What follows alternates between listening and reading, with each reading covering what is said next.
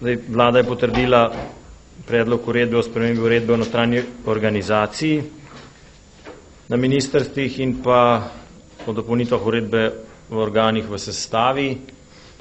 Gre za tehnično uskladitev obeh omenjenih uredb z zakonom o vladi. Poleg tega je vlada na predlog Ministrstva za pravosodje in javno upravo razveljavila sklepe vlade, s katerimi je vlada kot ustanoviteljica oziroma Republika Slovenija ustanovila področne kadrovsko-akreditacijske svete. Razveljavitev bo začela učinkovati z 1. marcem. Morebitni postopki imenovanja pa se z dnem razveljavitve omenjenih sklepov ustavijo. Vlada je poleg tega sprejela ugotovitveni sklep o ugotovitvi pravne neveljavnosti sklepa Vlade Republike Slovenije z dne 12.1.2012 o imenovanju dr. Cirila Ribičiča za člana in dr. Dragice Vedam Lukić za nadomestno članico Beneške komisije, referajoč na 115. člen Ustave, tekoči posli. Slednji so predvsem tisti, ki jih vlada je pristojna opraviti in ker je nujno potrebno, da se odvrnejo nepopravljive ali težko popravljive posledice za delovanje države. Vlada je tudi izhajala iz stališča službe vlade zakonodaje, ki je v zadnjem stavku sicer opredelilo, da je ob upoštevanju temeljnih izhodiščnih smernic v konkretnih primerih ni mogoče izogniti potrebi po posamečni oceni, ali neka konkretna zadeva še sodi v okvir opravljanja tekočih zadev in se je treba torej dokončno odločiti v vseh takih konkretnih posamičnih primerih posebej.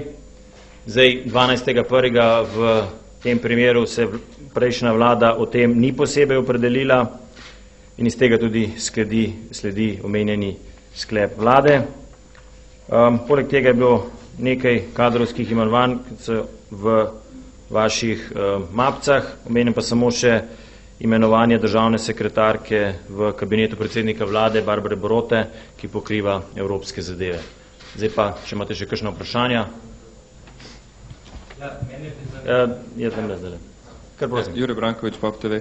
Ste že pojasnjevali, da v bistvu na področju obveščevalnih služb ne načrtujete nekega združevanja obeh služb. Mislim, da je bilo to tudi javno pojasneno strani urada, ampak se bo zdaj pojavilo neki strahovi, da bo v smislu racionalizacije prišlo do neke vrste kadrovskega cunamija v obeh službah, tudi recimo opozicija zahteva neko poseben sklic komisije o tej temi, pa če bi mogoče malo pomerili strasti oziroma povedali, če so kakršnikoli načrti vlade na tem področju. No, jaz mislim, da je bila nekdanja ministrica Jelušičeva zelo jasna v svojem blogu in je nazorno ponazorila, da so to pač veliki strahovi, ki pa nimajo utemeljite ne v pravni podlagi, ne v načrtih vlade.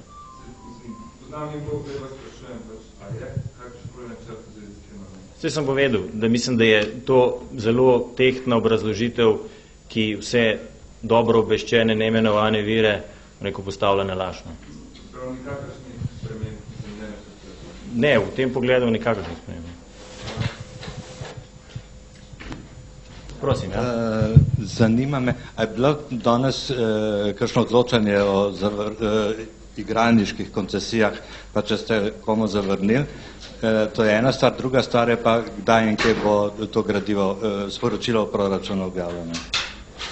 Zdaj za kjero sporočilo mislite? To, o izhodiščih za proračun, rebalans proračuna 2012. Nisem ga našel v mapi, ne vem. Ja, ker je to stvar pod interno, ker je še razprava poteka naprej. Ne. Minister je predstavil tisto, kar je lahko predstavil, gradivo je označeno interno in v tem pogledu tudi pač... Kar se tiče pa zavarovanj, pa predlagam, da se obrnete neposredno na ministrstvo. Igralnice, ja, neposredno na ministrstvo za finance. Ni bilo, ne veste, če je bilo... Zdaj, razprave ni bilo, zdaj pa... Če je bilo vrščeno pod listo A, ne? Ja, pol je izjava v... Komu pa je bila zavrnjen? Ne veste? Pod eno, kjer ni razprave je bilo. Še kakšno vprašanje? Če ne, se vam zahvaljujem za udeležbo in vas lepo pozdravljam.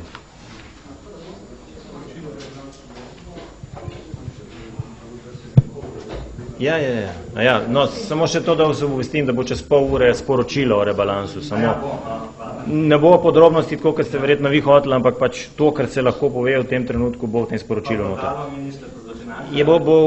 Ukom bo poslal v sklopu z ostalih.